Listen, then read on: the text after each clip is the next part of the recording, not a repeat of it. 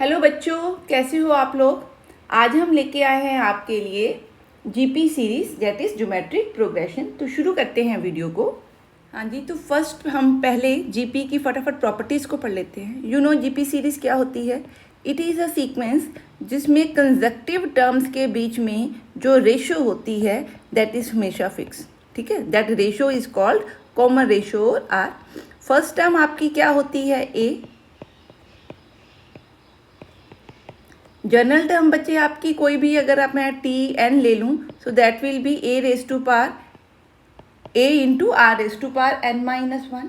ठीक है, आपका सम किसकी इक्वल होता है, a into r raise to power n -1 over 1 r -1। ठीक है, इसको हम जैसे मर्जी लिख सकते हैं, इसमें से माइनस कॉमन भी निकाल सकते हैं। मीन्स आप you can write it like this.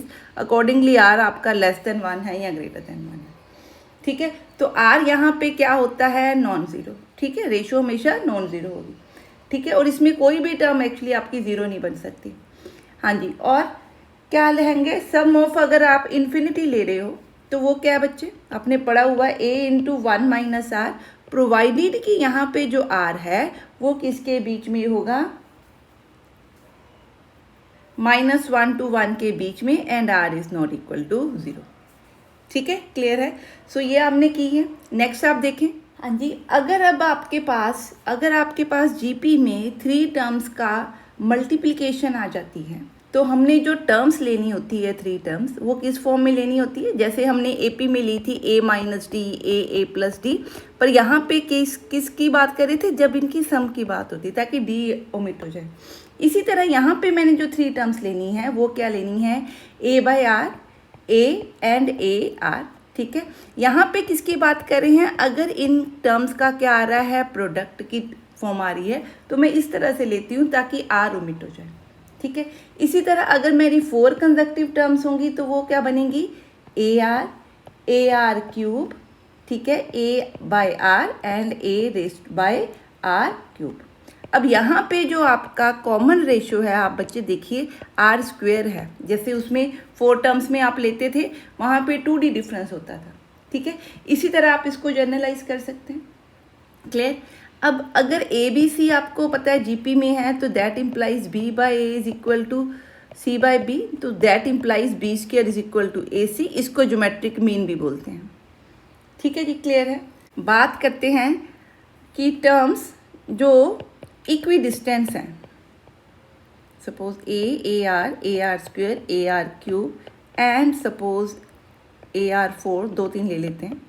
ठीक है, अब यहाँ से आप देखिए ये ए आर क्यूब है, यहाँ से 2 टर्म्स पीछे अगर मैं जाऊँ तो मेरे को क्या टर्म्स मिल रही है, a r comma a r 5। अगर मैं इन दोनों की प्रोडक्ट करूँ तो क्या बनता है, a square into r raise to power 6। इसका रूट करूँ तो क्या बन रहा है, a r cube. It means किसी एक टर्म से इक्वी डिस्टेंस अगर आप टर्म्स ले रहे हो तो उन दोनों की प्रोडक्ट का स्क्वायर रूट किसके इक्वल होगा, इस टर्म के इक्वल।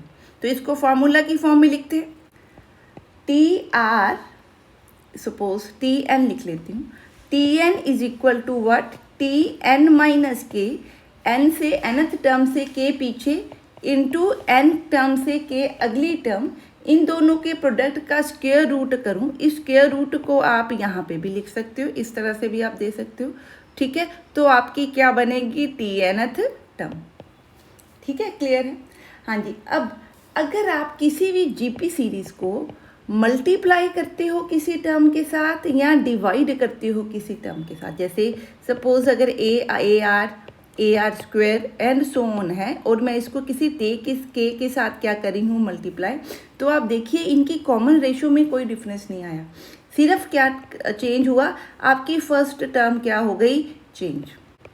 ठीक है, इसी तरह अगर मैं इन टर्म्स को डिवाइड बाय समथिंग करूँ तो भी आपकी जो कॉमन रेशो है वो सेम रहेगी, बस फर्स्ट टर्म चेंज हो जाएगी। तो वो दोनों ही मल्टीप्लाई और डिवाइड करने से by some non zero quantity, ये आपको पता है। ठीक है, तो आपकी जो रिजल्टेंट सीक्वेंस है वो क्या रहेगी, जीपी में। हाँ जी, ये अभी मैंने स्टेटमेंट जो लिखी ये प्रॉपर्टी हमने की है। हाँ जी, अब नेक्स्ट क्या है कि अगर आप हाँ जी, सपोज मेरे पास एक जीपी है से ए r square and so on. तो अगर मैं इन टर्म्स का लॉग ले लूँ बच्चे, तो ये जो लॉग वाली ये जो टर्म्स आपकी बच्चे बन रही हैं, ये एक्चुअली क्या बन रही है, ये एपी बन जाएगी। आप देखिए आपकी फर्स्ट टर्म लॉग ए है, नेक्स्ट टर्म को सॉल्व करें तो log A plus log are है, इनका डिफरेंस लीजिए, कॉमन डिफरेंस, तो लॉग आर बनता है। ये टर्म देखिए क्या है, log A plus 2 log are बनेगी। सो अगर इन दोनों का कॉमन डिफरेंस भी लूँगी तो लॉग आर बन रहा है। इट मीन्स कि अगर जीपी की टर्म्स का आप लॉग लोगे तो वो जो रिजल्टेंट एपी बनेगी, सॉरी रिजल्टेंट सीक्वेंस बनेगी, वो एक तो एपी बनेगी, दूसरा उनका जो कॉमन डिफरेंस बनेगा, जो आपकी कॉमन रेशियो थी उसका अगर मैं लॉग ले लूँ तो that will be your common difference. ये चीज़ आपने याद रखनी, ठीक है। हाँ जी, अब ये जो प्रॉपर्टी हमने लिखी है इसको एग्जाम्पल से समझते हैं।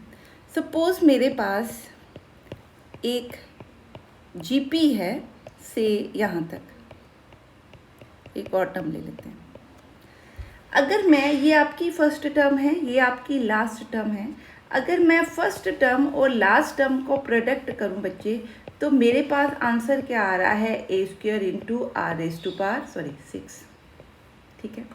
अगर मैं second term and second last term को प्रोडक्ट करूं तो भी आंसर आप देखिए क्या बन रहा है, a square into r raise to power 6। Third term and third last term को मल्टीप्लाई करूं तो भी आंसर क्या बन रहा है, a square r 6। It means कि अगर आप फ्रॉम बिगिनिंग केथ टर्म लो, फ्रॉम एंड केथ टर्म लो, उनकी प्रोडक्ट करो तो उनकी प्रोडक्ट का एक तो आंसर क्या रहेगा, फिक्स, और वो फिक्स्ड आंसर किसके इक्वल होगा, a into last term, a into मतलब a square into r raise to power जो भी लास्ट टर्म आप ले रहे हो दैट, ठीक है, क्लियर है। सो ये आपने ध्यान रखना है, यही प्रॉपर्टी ऊपर लिखी है, क्या कहता है, if in a GP the product of the two terms which are equidistant from first and the last term is constant and is always equal to product of first and the last term. समझ में आ गई। हाँ जी, next property है, suppose मेरे पास ये जीपी है, अगर मैं इन जीपीस की कुछ पार ले लूँ, सपोज मैं के पार ले लेती हूँ, तो आप देखिए के पार लेने के ऊपर भी आपकी जो जीपी है वो सेम रहेगी, जीपी आपकी जो सीक्वेंस है वो इट विल रिमेन जीपी, और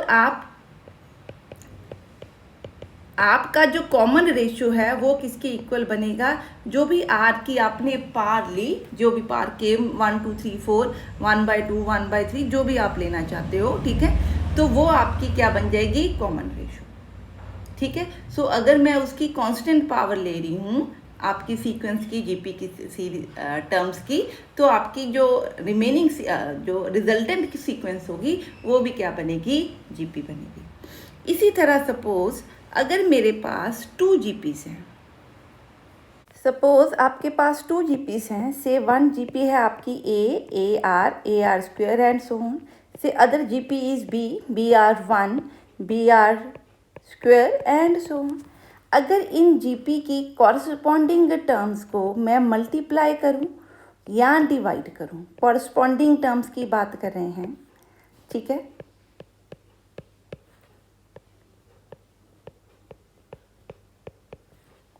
या इनको मैं क्या कर रही हूँ, डिवाइड, तो आप देखिए यहाँ पे आपका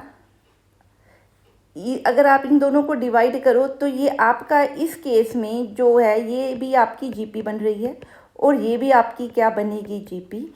इस केस में कॉमन रेशो बनेगी प्रोडक्ट ऑफ द रेशोज, यहाँ पे आपकी क्या बनेगी, ratios of these two terms, ठीक है। So this will be R/R1 will be your common ratio of this GP. सो ये दोनों जो हैं क्या बनेंगी, जीपीस बनेंगी, ठीक है जी, क्लियर है। अब करते हैं कुछ सम्स इसके साथ के। हाँ जी, ये सम देखो, if a b c d and p are distinct real numbers such that a square b square c square into p square -2p a b b c c d plus b square c square d square is less than 0, ठीक है। अब proof क्या करना चाहता है, वो चाहता है ABC बताओ वो आप क्या बनती है, EP बनती है, HP बनती है, GP, कुछ भी उसने आपको ऑप्शंस दिए होंगे। इस तरह का सम हमने AP की एग्जांपल्स में भी किया बच्चे, कि जब भी इस तरह का हो तो आप कोशिश करो कि मैक्सिमम होल स्क्वायर्स बना दो, ठीक है। उसके बाद हम सॉल्व करने की कोशिश करेंगे। यहाँ पे आपका क्या बन सकता है, A², यहाँ पे क्या है -2AP प्लस यहाँ से मैं क्या ले आऊँ B², ठीक है। एंड आप इसको सीधा ही लिखिए पहले, B² P² plus B² AP² plus P² C² -2PAB -2PBC -2PCD plus B² plus C² plus D², ठीक है। अब यहाँ पे AP होल स्क्वायर दिया हुआ है और ये 2AP दिया है, तो ये AP है और ये B है, तो इसके साथ मैं क्या एसोशिएट करूँगी, B² -2AP इंटू B, ठीक है। सो ये टर्म्स मैंने अटैच कर ली। अब मेरे पास क्या दिया है, BP² प्लस BP के साथ क्या है ये, तो साथ में क्या करूँ, C अटैच, तो क्या बना BP प्लस C² -2BPBC। इसी तरह यहाँ से आपको PC बन रहा है और ये D बन रहा है, तो क्या बनेगा, PC² C² -2PCD plus D², ठीक। अब यहाँ से बच्चे आपको क्या मिल रहे हैं, ये होल स्क्वायर बन रहे हैं। क्या बन रहा है, AP plus minus B² plus ये क्या बन रहा है, BP -2 C² plus PC minus D², this should be less than 0, ठीक है। अब अगर आपके स्क्वायर्स लेस देन 0 हैं तो आपको पता है स्क्वायर्स तो क्या होंगे, पॉजिटिव, क्योंकि ABCD क्या है, रियल नंबर्स। सो अगर स्क्वायर पॉजिटिव हैं तो इट मीन्स ये मैक्सिमम क्या हो सकते हैं, क्या होंगे, ये 0, लेस देन 0 तो हो ही नहीं सकते, तो लेस देन इक्वल टू 0 दिया है, तो इट मीन्स ये सारे 0 हैं। तो सम ऑफ स्क्वायर्स अगर आपका 0 है तो इसका मतलब each term in that is 0।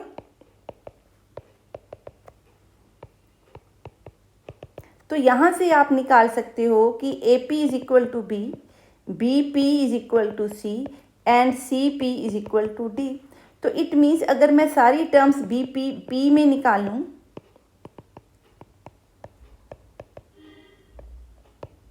तो यहाँ से बच्चे क्या बना, A/B is equal to B/C is equal to D/C, ठीक है, क्लियर है।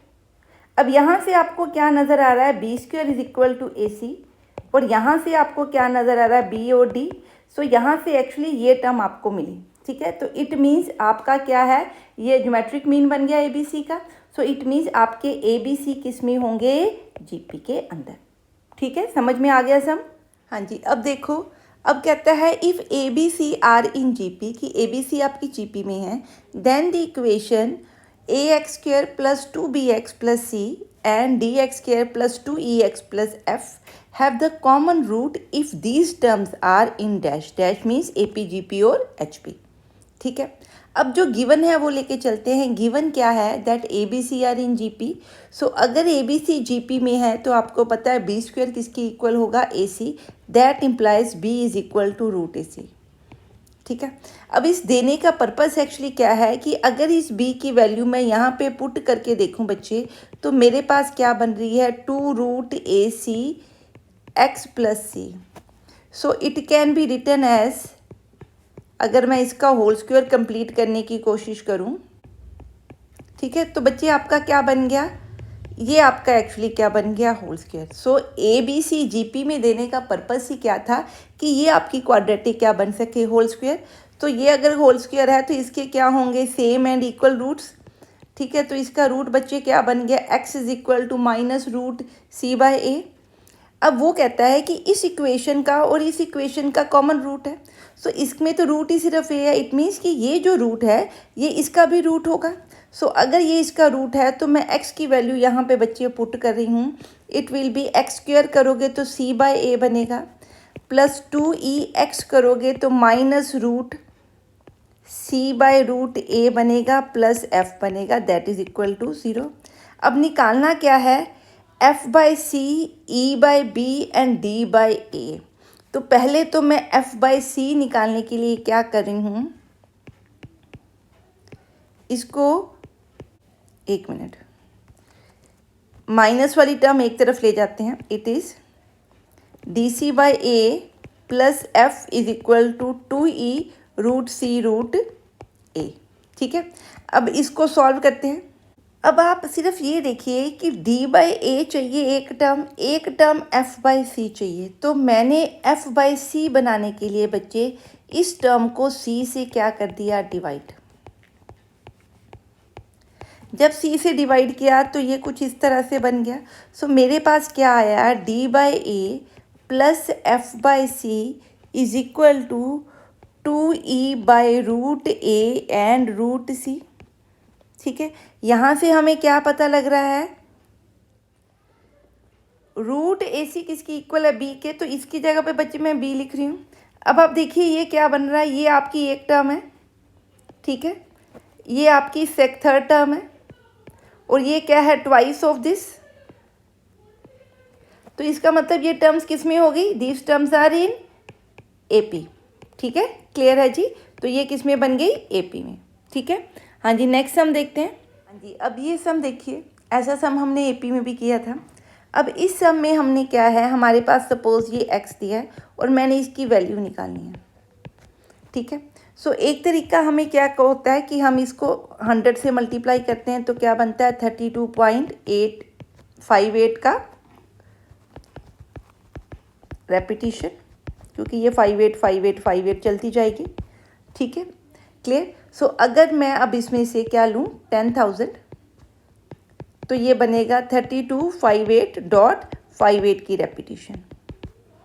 ठीक है, तो यहाँ बार दे दिया तो रेपिटिशन देने की ज़रूरत नहीं।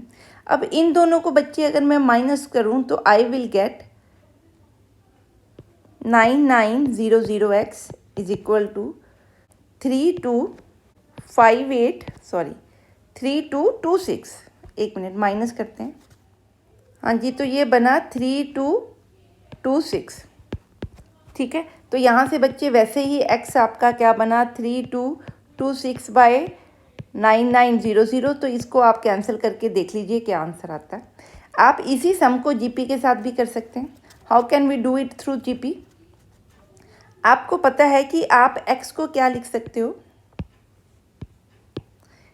x is equal to 0.32 plus 0.0058 plus 0.000058 plus up to so on infinity.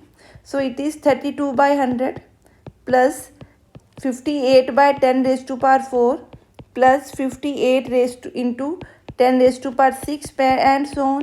तो अगर मैं 58 बच्चे यहाँ से कॉमन निकाल लूँ, ठीक है, एंड 10⁻4 कॉमन निकाल लूँ, तो अंदर क्या बन रहा है 1 plus 1/10² plus up to so on 10। ये बच्चे आपकी इनफाइनाइट जीपी बन रही है, और इसमें कॉमन रेशियो बच्चे क्या बन रही है 1/100। ठीक है, तो मैं अगर इनफाइनाइट जीपी का क्या लगा दूं फॉर्मूला, तो ये बना a/1 माइनस दिस। अब इसको सॉल्व कीजिए।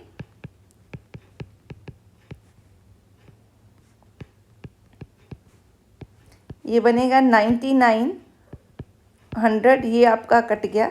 So it will be 32 plus 100 plus 52 into 9900। अब इसको आप सॉल्व करके देख लीजिए। सॉरी, 58 है। ठीक है, अब आप इसको सॉल्व करके देख लीजिए, तो वही आंसर आएगा जो हमने प्रीवियस मेथड से किया। ठीक है, सिंपल सा सम है ये। हाँ जी, नेक्स्ट करते हैं और सम्स रिलेटेड टू जीपी जो आपके एग्ज़ाम्स में, IIT JEE के एग्ज़ाम्स में आए हुए हैं। हाँ जी, अब ये सम करते हैं। The first term of an infinite decreasing GP is unity. ठीक है, इनफाइनाइट डिक्रीजिंग अगर आप जीपी ले रहे हो तो मैं उसका सम, एंड इट सम भी दिया हुआ है, तो सम मैं क्या लिख सकती हूँ a/1 माइनस r। ठीक है, पर क्योंकि उसने फर्स्ट टर्म क्या दी है यूनिटी, तो आपका सम क्या बन गया 1/1 minus r, where r is the common ratio of the GP, और r आपका क्या है लेस देन 1 होगा क्योंकि डिक्रीजिंग सीरीज है। ठीक है, the sum of the squares of the terms of the progression. अगर मैंने सीरीज़ आपकी इस तरह से ली है, तो अगर मैं इनका स्क्वायर कर दूं बच्चे तो ये सीरीज़ बन गई। सो अगर ये सीरीज बन गई तो आपकी कॉमन रेशो क्या बन गई, आर स्क्वायर। ठीक है, और क्योंकि फर्स्ट टर्म आपकी क्या है 1, तो ये 1 का स्क्वायर आपकी फर्स्ट टर्म क्या बन गई 1, तो सम आपका किसके इक्वल बनेगा 1/1 माइनस आर स्क्वायर। ये किसका सम है, जो सम आपने लिया है स्क्वायर करके जो सीरीज बनती है। ठीक है, सो वो क्या कहता है कि आपने ये एस डैश को निकालना है इन टर्म्स ऑफ एस। ठीक है, तो मैं एक्चुअली यहाँ से क्या निकाल लूँ, यहाँ से बच्चे क्या निकाल लूँ, आर निकाल लूँ। तो आर आपका क्या है, एस माइनस 1/s। तो बच्चे यहाँ पे मैं आर की वैल्यू क्या कर रही हूँ, पुट। सो पुट करके देखिए क्या सॉल्व होके निकलेगा, 1 minus S square minus 1 minute, ये बना आपका 1/s square minus S square minus 1 plus 2s/s square. ठीक है, बात समझ में आई। ये आपके कट जाएंगे तो बचा क्या, S square over 2s minus 1 बच गया आपका। ठीक है, तो आपका आंसर किसके इक्वल आएगा, S square over 2s minus 1, क्योंकि इस इक्वेशन में सिर्फ एस ही एक तरह का गिवन है। सो जो भी आप आंसर निकालोगे वो इन टर्म्स ऑफ एस निकालोगे। ठीक है, समझ में आ गया। हाँ जी, अब ये टर्म देखते हैं क्या कहता है, let a n be the nth term of a GP of positive numbers. अब मेरे पास जो नंबर हैं जीपी में वो पॉजिटिव है, एक तो ये ध्यान में रखना है। सो अगर ये nth टर्म है, इसका मतलब ये मेरे पास कोई इस तरह से क्या होगी बच्चे, जीपी होगी। ठीक है, सपोज इसकी मैं कॉमन रेशो क्या मान लेती हूँ, से आर। अब उसने क्या दिया है, n is equal to 1 to 100 2n is equal to alpha. अगर आप n की वैल्यू 1 पुट करो, मैं इसको 1 लिख रही हूँ, इस 1 को सॉल्व करें तो ये क्या बनी बेटे, a2 a4 a6 plus up to so on a200। ठीक है, टोटल कितनी टर्म्स हैं इसमें, 100 टर्म्स हैं, 2 से लेके 100 तक। पर यहाँ पे जो टर्म्स आ रही हैं बच्चे, पहली टर्म आपकी क्या है, जैसे मैंने जीपी में ये ए है, ये ए आर है, ये आर स्क्वायर है और ये a r raise to power 4 है। सो मैं ये टर्म्स ले रही हूँ। ठीक है, जब आप एक A4 ले रहे हो तो A4 आपकी ये टर्म होगी, A2 आपकी ये टर्म होगी। ठीक है, तो आप इनकी कॉमन रेशो देखो, इस सीरीज में क्या बन रही है, आर स्क्वायर। इसका मतलब इसमें आपकी जो कॉमन रेशो है वो आर स्क्वायर है। सो अगर मैं सम निकालूँ इस सीरीज का, इसको मैं लिख लेती हूँ S100। ठीक है, यहाँ सपोज इसका सम उसने क्या दिया, अल्फ़ा, तो इसको क्या लिखते हैं, अल्फ़ा। किसके इक्वल होगा, ए इंटू ए कितना है यहाँ पे, A2 को मैं क्या लिख सकती हूँ, ए आर। ठीक है, दिस इज A2 किसकी इक्वल है बच्चे, ए आर की equal, into 1 minus r raise to power n। ठीक है, आर कितना है यहाँ पे, आर स्क्वायर। ठीक है, r square raise to power n क्या है, टोटल नंबर ऑफ टर्म्स कितनी है, 100, तो इसकी पावर 100 मतलब ये 200 हो गई। This divided by 1 minus r मतलब आर स्क्वायर, आर यहाँ पे क्या है, कॉमन रेशो। तो ये बच्चे क्या बना आपका, अल्फ़ा। तो मैं इसको साइड पे यहाँ पे लिख रही हूँ, 1 मिनट। इसको सॉल्व करके बच्चे क्या आंसर आपका बन गया, that alpha is equal to a r over 1 minus r square, r 100 या आर 200 लिख लेती हूँ, over 1 minus r square. So आगे अगर ज़रूरत पड़ेगी तो सॉल्व करेंगे इसको। हाँ जी, अब आप देखिए क्या देता है। अब बीटा उसने दिया है, अब इसको सॉल्व करते हैं। बीटा किसकी इक्वल है, n की वैल्यू 1 पुट करो यहाँ पे, तो ये टर्म्स जो बन रही है a1 plus a3 plus up to so on a100 मतलब a199। ठीक है, ये भी टोटल कितनी टर्म्स हैं, टोटल टर्म्स 100 हैं। अब यहाँ पे a1 आपका a है, a3 आपका ए आर स्क्वायर है। ठीक है, तो इनकी भी कॉमन रेशो देखो तो क्या बनी, आर स्क्वायर। तो ये आपकी एक जीपी है जिसमें कॉमन रेशो क्या है, आर स्क्वायर। ठीक है, सो बीटा आपके पास क्या है, फर्स्ट टर्म क्या है आपकी, a1, इंटू 1 माइनस क्या बनेगा 200 ओवर 1 माइनस आर स्क्वायर। ठीक है, क्लियर है। सो अल्फ़ा भी आ गया आपके पास, क्या आ गया, बीटा भी आ गया। तो अब हमारे पास हमने क्या निकालना है, ये आ गया आपका। अब इन दोनों को अगर मैं डिवाइड करूं, अल्फ़ा डिवाइडेड बाय बीटा, क्योंकि मैंने आर निकालना है, दोनों में ये टर्म्स बच्चे क्या मिल रही हैं, कॉमन। तो ये बच्चे आपका कट जाएगा, तो आर आपका किसके इक्वल बन रहा है, अल्फ़ा बाय बीटा के equal. So this will be your answer. बात समझ में आ गई। देखिए क्या सम है, थोड़ा सा ट्रिकी है, ध्यान से समझेंगे, वैसे मुश्किल नहीं है, फटाफट हो जाएगा, पर पहले स्टेटमेंट को समझते हैं क्या कहता है। A particle begins at the origin, यहाँ से शुरू किया उसने, and move successively in the following manner, 1 unit to the right, मैं मार्कर दूसरे कलर का लेती हूँ, ठीक है, and then half unit up, then 1/4 unit left, sorry, right, and then 1/8 unit down, then 1/6 unit left, sorry, right, and so on। ठीक है, तो ये इस तरह से जिगजैग बनाते हुए जा रहा है कहीं पे। ठीक है जी, क्लियर है। तो ये इनडेफिनेट जिगजैग है, क्योंकि उसने लिखा हुआ है यहाँ पे इनडेफिनेटली। और क्या कहता है, length of the each move is the half the length of the previous move. ठीक है, पिछली मूव से अगली मूव की जो लेंथ है वो कम होती जा रही है। कितनी कम होती जा रही है, हाफ कम होती जा रही है। ठीक है, क्लियर है। सो वो क्या कहता है कि आप बताओ the coordinate of the point two which the zigzag converge, मतलब वो पॉइंट इन्फिनिटी का वो पॉइंट जहाँ पे जाके ये जिगजैग क्या है, कन्वर्ज होगा। ठीक है, अब देखने में ये लग रहा है ये जीपी है, तो ये इस तरह से कुछ है, तो मैं लास्ट पॉइंट निकाल लूँ, पर मैंने कोऑर्डिनेट निकालने हैं।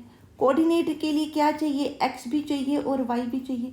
इट मीन्स मैं इधर से यहाँ पे भी आ रही हूँ, इधर से कहीं यहाँ पे भी आ रही हूँ, तो मेरे को वो पॉइंट चाहिए। मेरे को क्या चाहिए, मेरे को वो पॉइंट चाहिए, ये कोऑर्डिनेट चाहिए।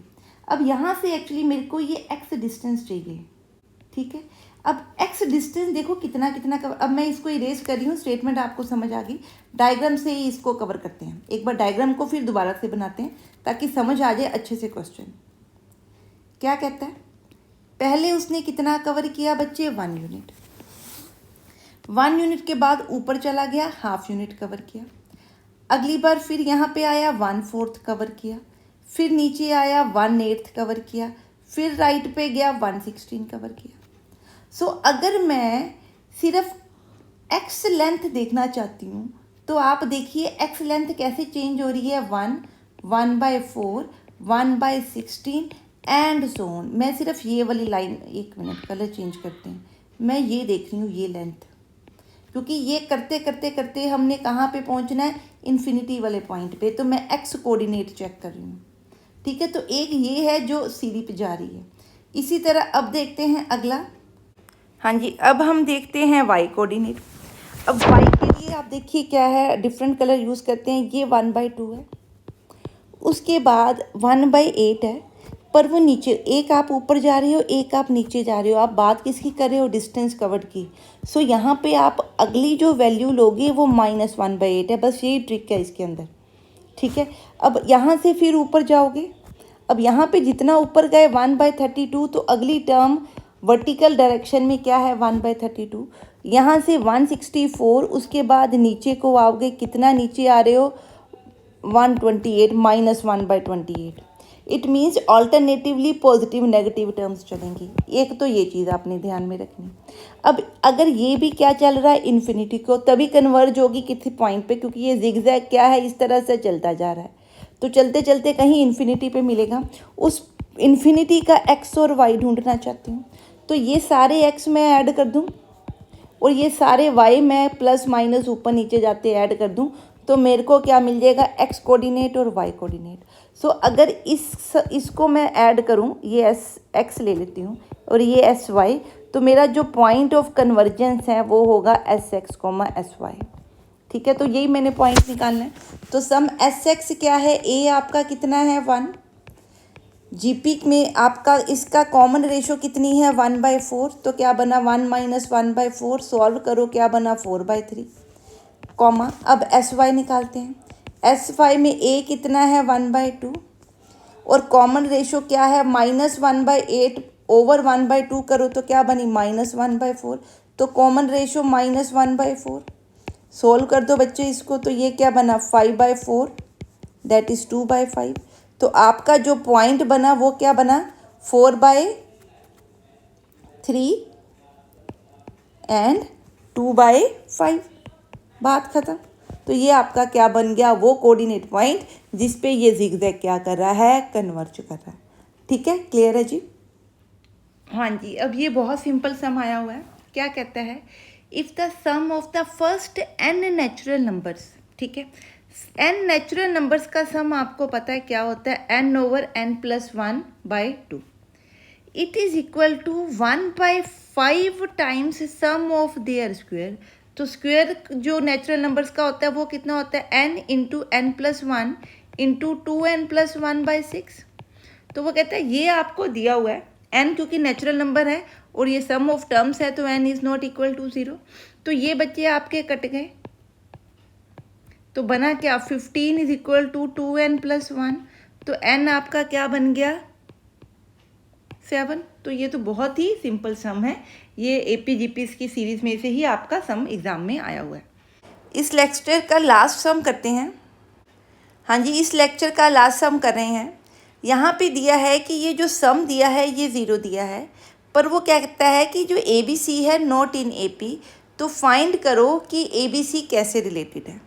ठीक है, ABC नॉट इन AP देने का उसके लिए कोई पर्पस है, क्या पर्पस है, दैट 2B क्या है, अगर AP होती तो A+C होता, पर क्योंकि AP नहीं है तो it is not equal to A+C। अब यहाँ से क्योंकि ये कुछ आपके फ्रैक्शंस में है, सॉल्व करके हमने कुछ कटाना है, तो एक्चुअली इसके कहने का मतलब है कि जो 2B - A+C है वो 0 नहीं है। इट मीन्स आप ध्यान में रखो, जो गिवन है उसकी इम्पोर्टेंस समझो क्या है। इट मीन्स कि ये टर्म नॉन ज़ीरो है। जब आप इसको सॉल्व करोगे तो डेफिनेटली ऐसा कुछ बनता होगा जिसको आपने काटना है, जिससे ये सिंप्लीफाई होगा। पहले तो ये चीज़ ध्यान में रखो, उसके बाद सम को देखो। अब मैंने वो टर्म्स लेनी है जिसमें 2B - A+C बन सके। ठीक है, सो अगर बच्चे आप ध्यान से देखो, मैं ये टर्म लूँ ना तो इसमें A भी है, C भी है और -2AB भी है। ये दो टर्म्स लूँ, A भी है, C भी है, -2A भी है। अगर ये देखे बगैर सम शुरू करोगे ना तो करते ही जाओगे, इसको सॉल्व नहीं हो पाएगा। ठीक है, सो जो गिवन है उसकी इम्पोर्टेंस समझो, उससे आपका क्या निकल सकता है और आप कैसे सॉल्व करोगे, वेरी इंपॉर्टेंट। ठीक है, सो हमने देखा ABC नहीं माननी, AP में नहीं माननी, तो इसका मतलब क्या नहीं मानना, 2B आपका A+C के इक्वल नहीं है। It means 2B - A+C is not equal to 0, क्योंकि जब आप इस इक्वेशन को सॉल्व करोगे तो डेफिनेटली कुछ कॉमन आएगा जो कट के आपका क्या है, सिंप्लीफाइड इक्वेशन बननी चाहिए। सो मैं वो कोशिश करूं जहाँ पे ये बन सकता है। अगर आप सीधा देखो, इन दोनों में आपका क्या बन रहा है, A+C, तो मैं ये कंबाइन कर रही हूँ, सिर्फ एक स्टेप में ये सम हो जाएगा। अब इन दोनों में भी क्या बन रहा है, A+C, आप इसको सॉल्व करो तो ये बन रहा है A+C - 2B, A × C - B, plus यहाँ से भी क्या बन रहा है, A+C - 2B, A - 2B × C, that is equal to 0। अब दोनों में A+C - 2B कॉमन है और ये नॉन ज़ीरो है, तो बच्चे आपका कट गया ये, तो बचा क्या, A - 2B × C plus AC - 2B is equal to 0। मैंने सॉल्व कर दिया सीधा। ठीक है, अब इसको सॉल्व कर लेते हैं। क्या बना, AC - 2BC plus AC - 2AB is equal to 0। तो क्या बना, 2AC is equal to 2BC plus 2AB। तो 2s आपके कट गए, तो क्या बना, AB is equal to BC plus AB। Sorry 1 minute, यहाँ कुछ गड़बड़ कर दी हमने। सो क्या बना आपका हाँ जी यही बन रहा है, 1 मिनट। हाँ जी यही बना, ठीक है, ये बना AC is equal to BC plus AB। अब अगर इस सारे को मैं ABC से क्या कर दूँ, डिवाइड कर दूँ, तो क्या बन जाएगा, 1/B is equal to 1/A plus 1/C। ठीक है, क्लियर है। सो इट मीन्स आपका क्या बना, AB और AC किसके इक्वल है, 1/AB के इक्वल। सो अगर मैं यहाँ पे B/2 लगा दूँ, A देखूँ और C देखूँ, तो ये तीनों चीज़ें, इसका मतलब मैं एक्चुअली यहाँ पे 2 लगाना चाहती हूँ, कहने का मेरा मतलब ये है। ऐसे सिंपल देखिए अब आप, ठीक है। अब ये देखिए, ये अब आपका क्या बन रहा है, 2B इज इक्वल टू 1/, ये ट्वाइस है, ये इस तरह से आप इसको देखिए, ये जो भी टर्म है इसको आप x लिख लीजिए। 2/x is equal to 1 plus A/1/C। ये किसका फार्मूला है बच्चे, आपका हार्मोनिक सीरीज़ का, ठीक है। तो इसका मतलब 1/A, x, C आपके हार्मोनिक मीन्स वो है HP प्रोग्रेशन है, तो x क्या है, 1/2B। तो ये आपका क्या है, बनेगा HP, ठीक है। सो बहुत इम्पॉर्टेंट सिंपल सा 2 स्टेप्स का सम है, पर पहले देखें कि क्या गिवन है, उसके बाद सम को सॉल्व करें, ठीक है। इस वीडियो में बस इतना ही। नेक्स्ट वीडियो में लेके आएंगे GP के JEE मेंस में जो एग्ज़ाम्स में आपके क्वेश्चंस आए हैं उनको सॉल्व करेंगे। तो टिल देन आप इसको कीजिए, कोई आपकी प्रॉब्लम है तो आप मेरे को कमेंट सेक्शन में पूछ सकते हैं। मिलते हैं नेक्स्ट वीडियो में। Till then, stay safe, study hard, and have a nice day.